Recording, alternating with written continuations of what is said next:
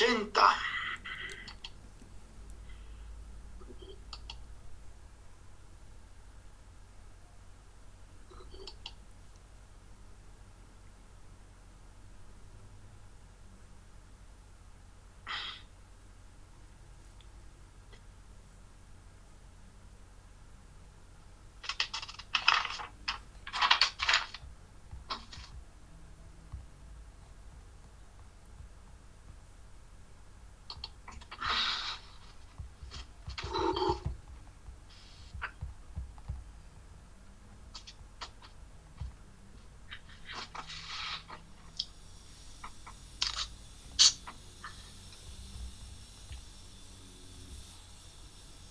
$85 personas. Fabuloso. Muy bien. Ahora sí vamos a iniciar. Analí. Anaela. ¿Estás ahí? Sí, doctor. Anaela. ¿Sí? Ok, contigo es la conexión, ¿vale? Ok, doctor. Entonces, yo creo que ya no entran más. 88 son. Yo te voy diciendo y tú me vas respondiendo.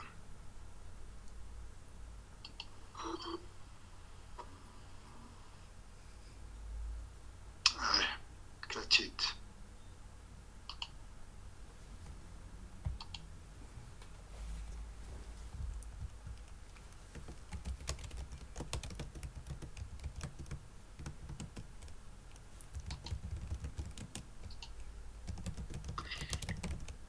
¿Ustedes quieren que sea grabada esta clase para mandarla después? Anaela. Sí, doctor. Ok. En nombre de todos aceptas, ¿no ve? Sí, doctor. Perfecto. Muy bien. Entonces ahora nos vamos a ir. Ya no entra nadie más.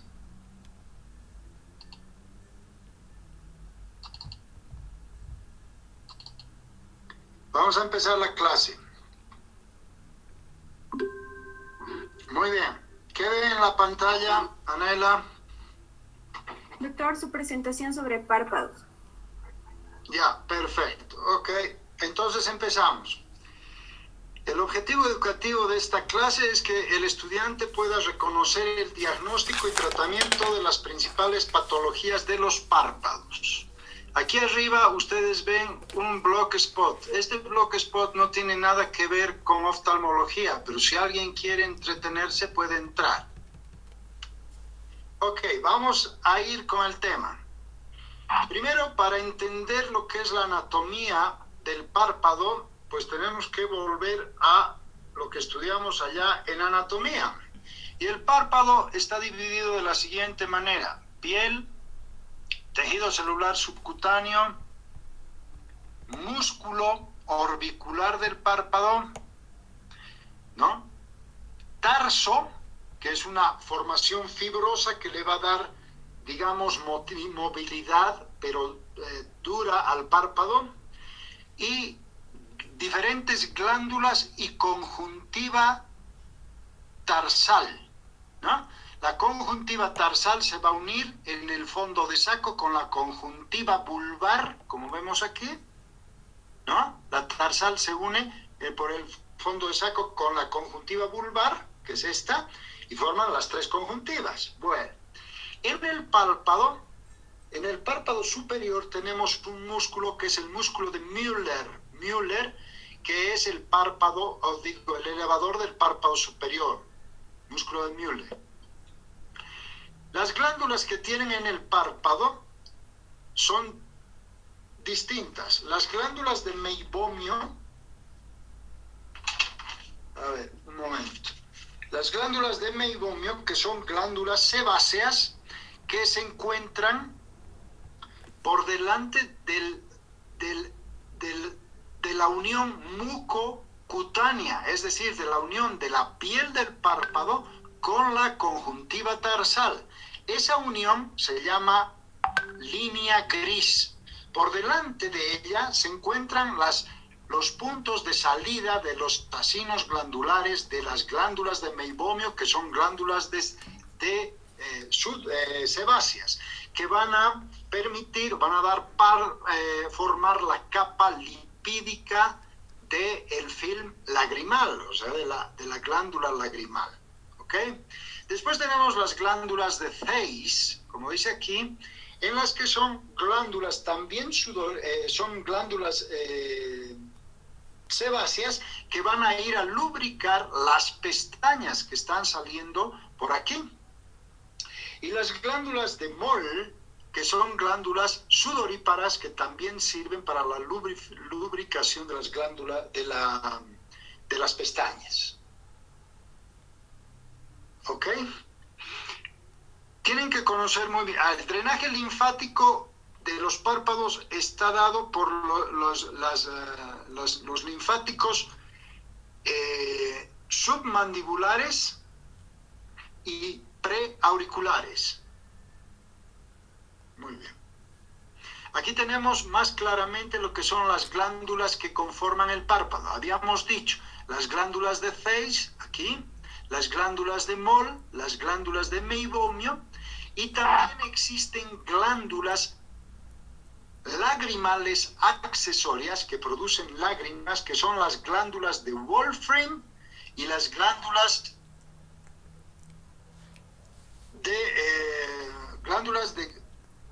de Wolfram y las glándulas de Krauss, que aquí están, aquí en la parte de arriba. Glándulas de Krauss y de Wolfram, que producen también, son glándulas accesorias de la glándula lagrimal principal, que es la que produce las lágrimas. ¿Ok? Muy bien. Entrando en materia, vamos a ver las patologías de los párpados. Y lo primero que vamos a hablar son las blefaritis estafilocócicas. Las blefaritis estafilocócicas, como su nombre lo indica, están producidas por el estafilococo aureus y se produce una infección en las glándulas de meibomio que produce una formación costrosa como escama, no costrosa, sino escamosa, ¿ya? Que se pegan en las pestañas y tenemos estas caspitas, muy frecuente en niños, ¿ya? Son infecciones, como hemos dicho, estafilocócica, ¿ya? Los niños tienen muy frecuente esto. Dicen las mamás, tienen unas caspitas en las pestañas. Tú lo ves y tienen realmente las caspitas y una inflamación en el borde libre de los párpados. ¿Ok? Entonces es muy fácil darse cuenta y le vamos a hacer el tratamiento. Si es un estafilococo aureus, obviamente le vamos a dar un antibiótico, pero lo que vamos a hacer primero es una higiene del párpado con un cotonete embebido en un shampoo de bebé pH neutro, ¿no? Se pone un poquito de shampoo en el cotonete y se van retirando las caspitas con un movimiento longitudinal y además como limpiando las pestañas. Una vez que hemos hecho eso, se seca con una toalla limpia y se pone el ungüento oftálmico en el borde del párpado y con un masaje suave se introduce el ungüento oftálmico, que es un antibiótico, ahorita vamos a ver de qué, para que entre en las glándulas de meibomio y de Theiss, porque ahí es donde está el problema.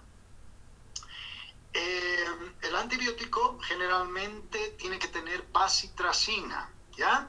A veces si no se tiene bacitracina, gentamicina va bien también.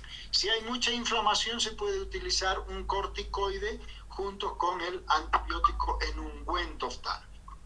La blefaritis seborreica no produce, esta es otra patología, no produce estas caspas, pero sí hace que las pestañas estén muy seborreicas, es decir, muy grasosas. El tratamiento prácticamente es el mismo. Vamos a hablar ahora del orzuelo. El orzuelo, muchas veces han debido escuchar hablar, el niño, la persona tiene orzuelo, no se dice orzuelo, se dice orzuelo, con Z y con U, no con O, ¿ya? ¿Qué es? El orzuelo se divide en dos, externo e interno. El externo es una inflamación y una infección de las glándulas de Zeiss o de Moll, de lo que acabo de mostrarles en las anteriores slides, y que producen una tumefacción inflamatoria, dolorosa, donde hay inflamación aguda, o sea, dolor, ardor, rubor, calor, en el lugar donde están infectadas las glándulas de Zeiss o de Moll.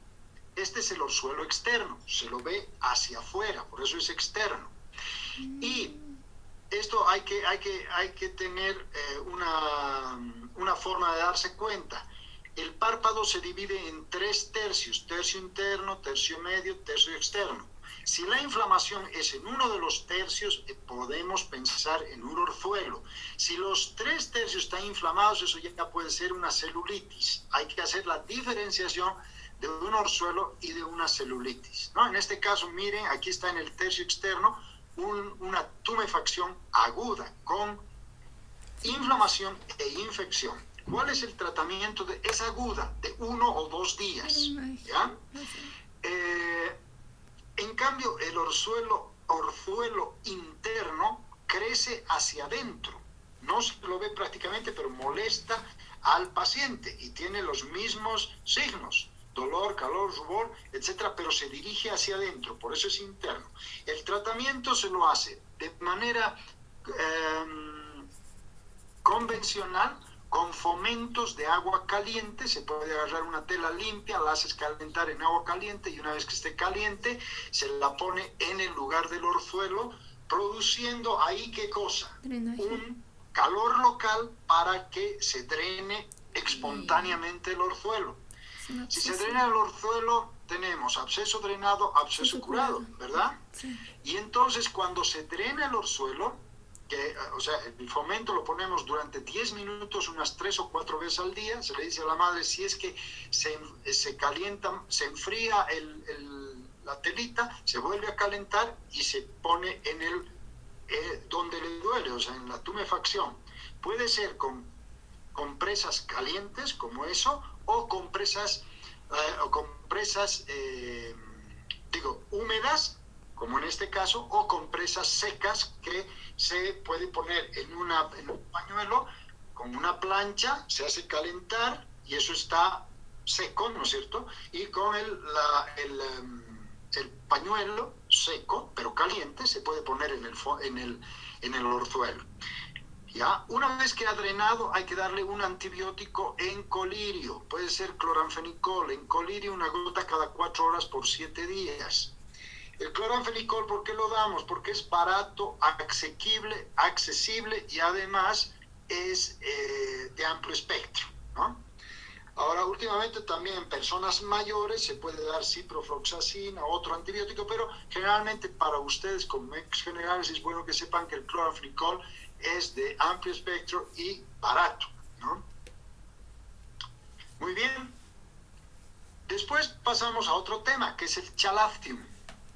Me olvidaba decir, el orzuelo interno, las glándulas que se infectan en el orzuelo interno son las glándulas de Meibomian, no así en el externo, que son las de hemos dicho las de Moll y Mace. Moll y de Zeiss, ¿ok? Zeiss. Muy bien. El chalactium es una inflamación lipogranulomatosa, o sea, no tiene pus, es una inflamación lipogranulomatosa de carácter crónico. Generalmente vienen con una tumefacción los pacientes, como en esta foto, donde se ve una tumefacción del tamaño de una arveja, dicen ellos, o más pequeña, ¿no es cierto? Indolora, ¿ya? Y de 1 o 2 meses de evolución. Entonces el paciente no siente nada, pero sí ve que está hinchado ahí la parte del párpado, ¿no?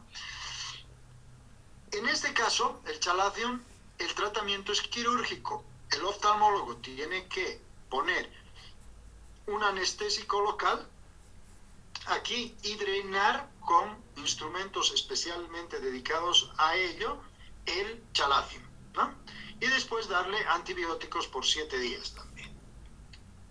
Entonces lo importante, un orzuelo agudo, un chalazion crónico. Un orzuelo, si es agudo, duele, molesta. El chalazion no. Alteraciones de las pestañas. ¿Ok? Ahora nos vamos a las pestañas. Y empezamos con la triquiasis. La triquiasis se define como la inversión o desviación de las pestañas hacia adentro. Fíjense aquí, pestañas no salen hacia afuera, crecen hacia adentro. Y si crecen hacia adentro, van a tocar la córnea. Y la córnea es sumamente inervada, ¿no es cierto? Y entonces molesta constantemente, pone ojo rojo, molesta al paciente, ¿ya? Y entonces lo que hay que hacer es una depilación, que la hace el oftalmólogo, o bueno, si se puede, con una pincita, con mucho cuidado, extirpar las pestañas para evitar que choquen la córnea. O sea, si se puede, quiero decir, un médico general, ¿no? Con una pinza, pero con mucho cuidado, no dañando la córnea, ¿ok? Se la retira. Esa es una depilación de las pestañas. A veces, si molestan mucho, se puede hacer una criocauterización, es decir, quemar la glándula en la que la raíz de las pestañas para evitar que crezcan las pestañas y molesten al paciente.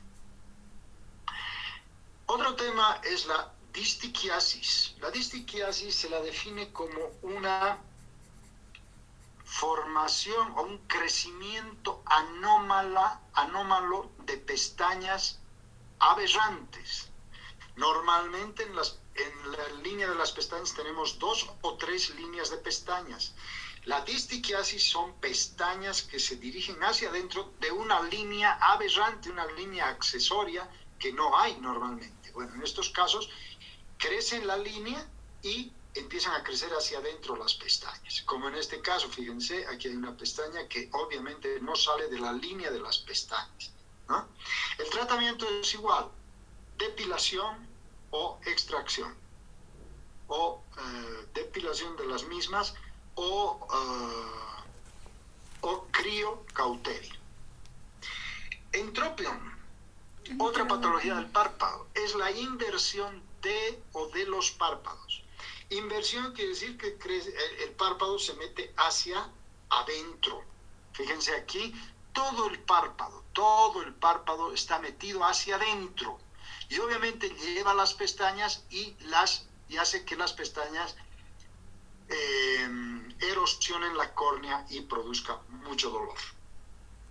La clasificación del entropión se clasifica en 4: involutivo, cicatrizal, congénito y espástico agudo. El involutivo es en personas mayores, ancianos, que por la poca laxitud de los párpados, los párpados se meten hacia adentro, ¿no? Es muy frecuente en los ancianos. Lo van a ver en ancianos con los ojos rojitos, etcétera, y es porque el párpado está hacia adentro. El entropión es cicatrizal, ¿ya? Debido a una cicatriz, ¿no? A una cicatriz, una herida, algo que ha pasado en el párpado, que lo ha fruncido al párpado y el párpado ha quedado metido hacia adentro. Otro tipo de entropión es el congénito. Son entropions de niños que nacen con un entropión, los párpados metidos hacia adentro. No se sabe bien la causa, obviamente son congénitos, pero no se sabe por qué. Y el otro es el espástico agudo. Hay personas que por escuchar un ruido o por asustarse o por lo que sea, cierran bruscamente el párpado y eso ocasiona que el párpado se quede metido hacia adentro. Una cosa que les voy a contar, como médicos generales ustedes pueden ayudar a los que tienen entropión. Se forman, ustedes hacen a una persona que tiene un entropión con una tela adhesiva de 5 milímetros de grosor, de ancho, ¿no? De ancho quiero decir, y de de largo unos 3 centímetros, y lo pegan en el borde que está del párpado, o sea, cerca del borde del entropio, eso, y lo pegan en la mejilla. Eso va a hacer que el párpado se salga para afuera, ¿no? Es una maniobra que hasta que se opere el paciente se puede utilizar. El tratamiento es quirúrgico. Esto hay que operar, hay que hacer una sección en el párpado inferior, ¿no? Suturar y sacar el párpado hacia afuera. Eso lo hace el oftalmólogo. El ectropion es la eversión de los párpados. Eversión, es decir, el párpado ahora ya está hacia afuera, como ven. Analí, ¿ven mi cursor? ¿Ven mi mouse? Sí, doctor. Sí, se ve. Entonces está el párpado que está hacia afuera, ¿no? Ya no está hacia adentro, sino hacia afuera. Entonces la clasificación del entropio: involutivo, cicatrizal, congénito o paralítico. El involutivo es de las personas ancianas. Igual, o sea, es muy laxo, quiero decir, el párpado. Entonces, igual en el entropio, es muy laxo. Entonces, en el ectropio se sale, vamos a decir así en términos comunes, hacia afuera, ¿no? Y queda expuesta la conjuntiva tarsal. Obviamente esto produce molestias en el paciente, erosiones, queratinización de la conjuntiva, etcétera. Es un problema. Ese es el involutivo en personas ancianas. El cicatrizal, por una cicatriz igual, pero lo saca hacia afuera al párpado. El congénito nace en algunos niños, es muy poco frecuente, pero nacen con un entropio. Y el paralítico, en problemas de parálisis facial o parálisis del orbicular, etcétera, el párpado puede evertirse hacia afuera, ¿no? Entonces, el tratamiento es quirúrgico, hay que reparar, no puede estar una persona con estas molestias. Entonces, lo que se hace es se retira un poco de piel y se vuelve a suturar haciendo una inversión del párpado que está evertido, ¿no? Eso lo hace obviamente el oftalmólogo.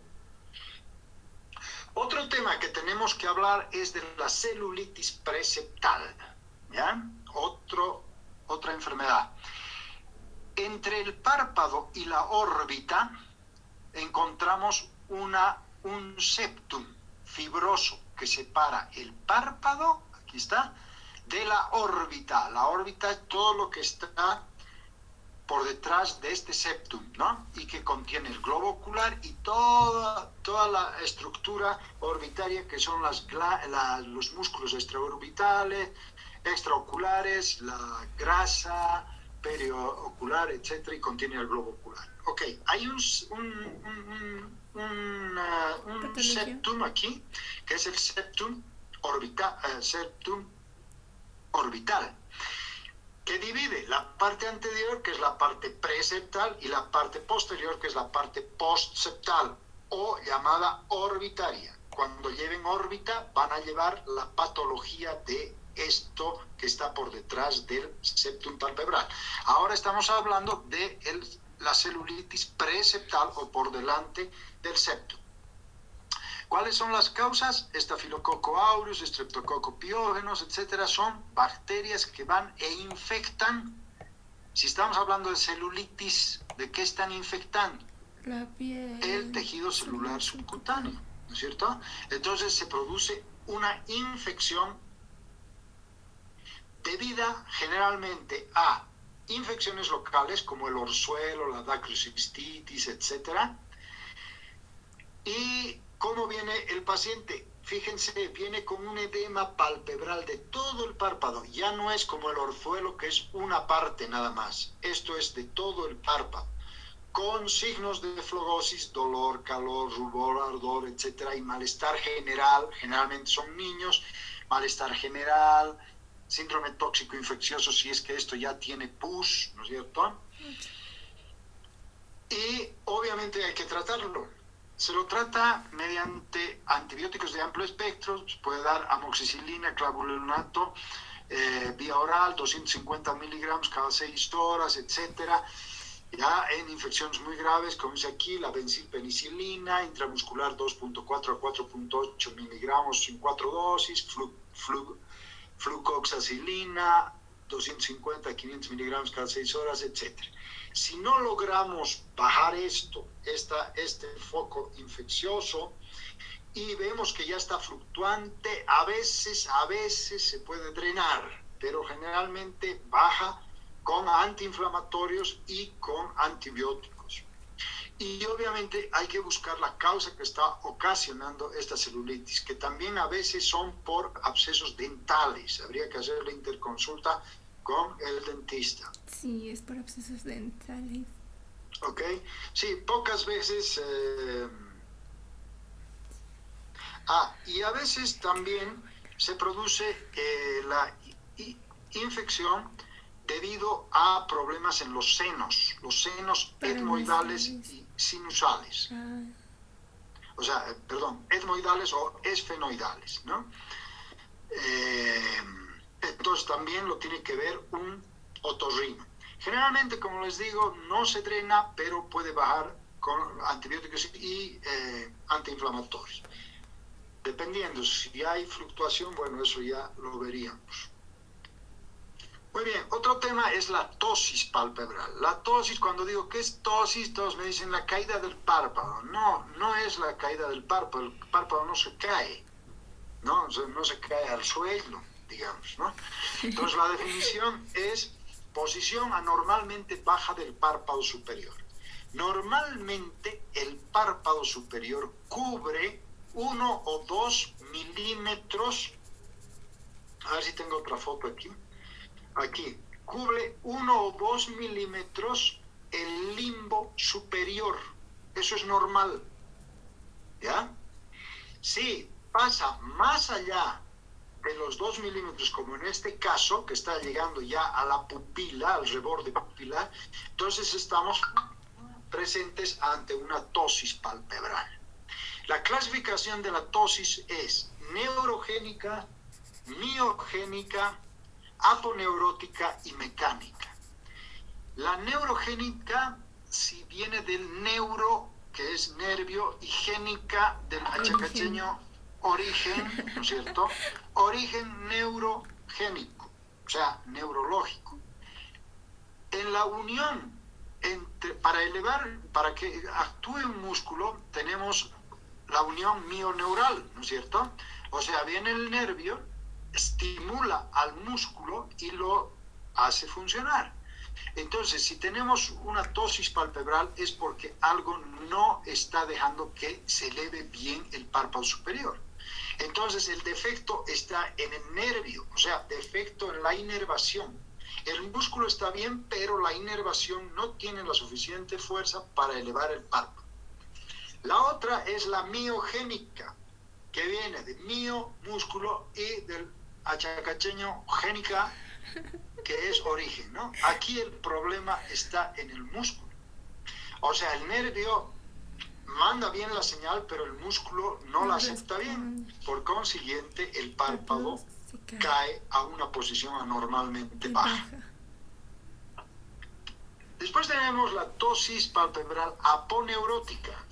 En el párpado superior tenemos, como hemos dicho, el músculo de Müller. El músculo de Müller termina en una aponeurosis que va a ir y se va a unir al tarso. Aquí el nervio está bien, el músculo está bien. Lo que falta aquí es la aponeurosis que se va a unir al tarso del párpado superior. Y eso va a evitar que el párpado se eleve. Entonces el párpado cae en tosis. Y la mecánica, debida a un efecto gravitacional de una masa o cicatriz, ¿no? Que, por ejemplo, un orzuelo o una tumoración, etcétera, que ha hecho que mecánicamente el párpado quede en una posición de tosis. Esa es la otra, ¿no? También Una ptosis nos da lo que se llama una ambliopía. ¿Qué es la ambliopía? Es la incapacidad de llegar a ver 100% de visión luego de haber hecho todos los esfuerzos necesarios. Entonces, la ambliopía se puede dividir en un niño cuando nace, hasta los 6 años hay la edad de maduración funcional. Cuando lleven estrabismo tienen que explicarles esta parte. Entonces hay una edad de maduración funcional que es hasta los 6 años. Si algo sucede, o sea, el ojo empieza la maduración, que es ver, su función ver, hasta los 6 años. Si algo ocluye o evita esa maduración, entra el ojo en ambliopía, que también se llama ambliopía, es el ojo flojo, lazy eye en inglés y naira jaira en aymara. Se los he dicho en 3 idiomas. Ambliopía, falta de maduración de la función que es ver. Entonces puede haber un estrabismo y ese ojo no aprende a ver bien. Puede haber una ametropía muy alta y ese ojo no ve bien. Y puede haber causas ya orgánicas, como en este caso una ptosis, que evita que este niño vea bien con este ojo porque lo está tapando. Entonces entra en una ambliopía. Otro tema es el lagoftalmos. Lagoftalmos es que la córnea queda en exposición debido a que hay un mal cierre palpebral. Normalmente nosotros cerramos y ocluimos los párpados y cubrimos la córnea. En algunas ocasiones, como en este niño, ese cierre palpebral no queda completo, entonces queda expuesta la córnea. Muchas veces, nos dicen los que duermen con otra persona que quedan expuestas, tus ojos no se cierran, te dicen. Bueno, eso es un lagoftalmos, ¿no? Entonces, si duermen con alguien, pregúntenle si tienen ustedes lagoftalmos o no, porque a veces puede haber lagoftalmos pequeños, como estamos viendo aquí. Si es así, hay que dar lágrimas artificiales en gel antes de dormir o ver el caso. El blefarospasmo es un espasmo del orbicular de los párpados, ¿se acuerdan del orbicular? Espontáneo, sin que medie la voluntad para cerrar los ojos, y produce como estábamos viendo en esa foto. Entonces, ¿qué se hace ahora? Se pone inyecciones de toxina botulínica, que son relajantes musculares, para evitar esa contracción tan brusca que existe aquí en el orbicular de los párpados. Otro tema, tumores palpebrales benignos. Estos son las tumefacciones que vemos especialmente en los ancianos, ¿no? Frecuentes en los ancianos, ¿no? Que llenos de estas tumoraciones, como por ejemplo el papiloma, como vemos aquí, la verruga vulgar, que es viral en niños, ¿no? Puede haber verrugas en los párpados, la queratosis seborreicas, estas manchas cafés en los párpados, y los nevus, o sea, lunares que aparecen generalmente en la pubertad. Son benignas, o sea, no hay mucho que hacerles, ¿no? A no ser en forma estética, qué sé yo, pero después no. Y también los tumores, los hemangiomas vasculares, ¿no? Como vemos aquí en esta señora, ¿no? En el párpado superior. Los que sí hay que tener mucha consideración son los tumores palpebrales malignos. Y en estos tenemos 3. El carcinoma de células basales, estos ya son malignos, ¿no es cierto?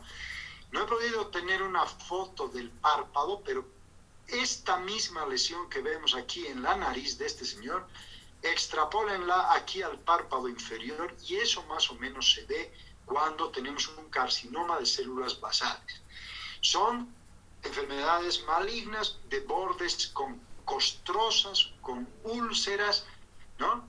Como con un cráter de bordes irregulares, digamos así, feo. Entonces, si ustedes ven algo así, obviamente lo tienen que mandar al oftalmólogo y él, junto con el oncólogo, verán el caso. El carcinoma de células escamosas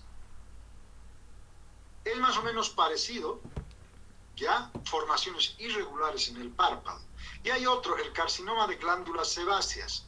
Las glándulas sebáceas se producían, hemos dicho, los orzuelos. Entonces, personas adultas que tienen mucha cantidad de orzuelos, o chalacios, bueno, orzuelos, sí, o chalacios pueden tener también. Entonces, hay que sospechar de un carcinoma de glándulas sebáceas, porque el orzuelo y el chalacio son frecuentemente en niños, pero en una persona mayor ya sospechamos de una tumoración maligna. Y por último tenemos el melanoma. Aquí son formaciones, no son formaciones de color negro, sino negro, o sea, hiperpigmentado, ¿no? Que pueden aparecer en la conjuntiva o pueden aparecer en el párpado. ¿Ok? Obviamente esto es maligno, hay que investigar todo el problema sistémico, ¿no? Porque son malignas y pueden ir a otros lugares del cuerpo, ¿no? Con metástasis, etc. Esto lo ve el oncólogo y el oftalmólogo. Otras alteraciones que pueden tener en los párpados, miren que hay varias cosas en los párpados. El epicanto. El epicanto es una formación de piel que va del párpado superior al párpado inferior. Muy frecuente en nuestra raza aymara. Es muy frecuente. Y entonces este párpado, al estar así, el globo ocular, o sea, la córnea, parece que está metida hacia adentro, ¿no? O sea, parece que estuviera en una endoforia o una endotropia, que es un estrabismo. Esto se llama pseudoestrabismo. Entonces la mamá se asusta y viene para decirnos, los ojitos de mi hijo parece que están metidos hacia adentro, y en realidad es un epicanthus. El epicanthus, conforme vaya creciendo el niño, los músculos de la nariz y de la frente van a ir jalando, digamos así, el epicanthus, y todo bien. Pero nosotros, como médicos generales, oftalmólogos y pediatras, tenemos la obligación de descartar si no tiene estrabismo este niño. ¿Por qué? Porque puede tener epicanthus y también puede tener estrabismo, es decir, los ojos pueden estar metidos hacia adentro. Cuando pasen en forma práctica la parte de estrabismo, se les va a enseñar cómo hacer las pruebas para diagnosticar si tiene o no tiene estrabismo. Porque puede tener estrabismo y puede tener epicanthus, vuelvo a repetir. Y si nosotros le decimos, no señora, su hijo tiene epicanthus y se le va a arreglar, en 1 o 2 años se le va a arreglar, ¿y qué tal si tiene estrabismo? Ese ojo, uno de los ojos que está desviado, va a empezar a entrar en ambbliopía, ¿no? Y la mamá se va a ir contenta y feliz y no le va a tirar bola al estrabismo. Entonces, hay que descartar bien si tiene epicanthus y si tiene estrabismo a la vez. Si tiene estrabismo, hay que mandarlo donde el estrabólogo para que le corrija el estrabismo, porque si no, es un niño, es un bebé. Entonces, puede estar entrando en ambbliopía. Y por último, vamos a hablar del coloboma. ¿Qué es coloboma? Coloboma. ¿Alguien me dice? Coloboma es la falta de unión de un tejido embrionario, es decir, cuando un niño, o sea, un feto, está en el vientre materno, se están formando las estructuras, en este caso el párpado, y cuando se debería unir esta parte con esta, pero no se une por factores genéticos o lo que sea, entonces te queda un coloboma de párpado, falta de la formación de un párpado. A veces hay colobomas de iris también, que nos dan una pupila como de la forma Prisma. de las Prisma.